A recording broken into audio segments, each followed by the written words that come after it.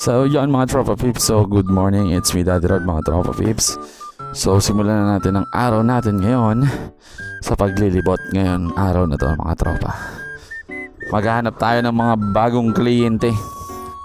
Punta tayo ng Milaor, kung saan madaming tindahan. So let's go, let's ride.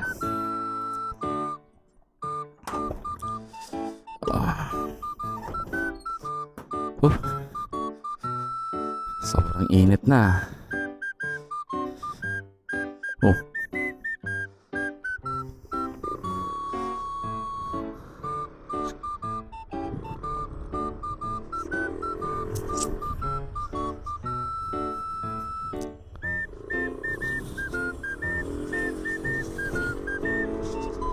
So Friday ngayon mga tropa.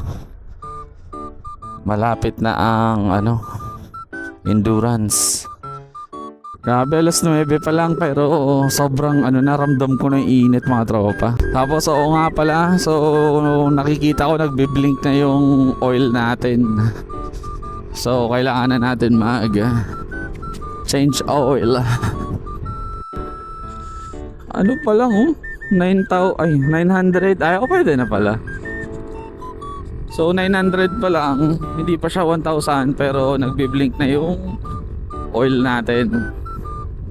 So hindi ko na hihintayin mag 1,000. Magche-change oil na tayo.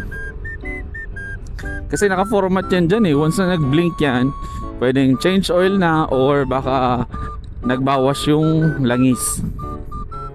So para safe, mag-change oil na tayo mga tropa. Kasi magkano lang naman yung change oil kumpara sa magpapalit ka ng pyesa, di ba? So mag-change oil ka na, huwag ka namang hinayang sa halagang 200 to 300 pesos na magandang klaseng oil kesa naman sa maggastos ka ng libo-libo, di ba?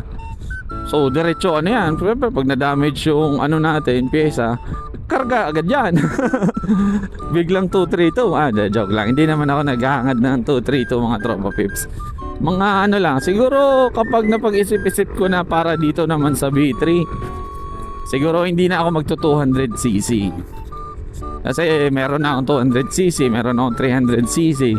So try ko naman yung mga 185 or 195cc na lang na load, just in case na mag-load tayo dito sa Aerox. And then may naririnig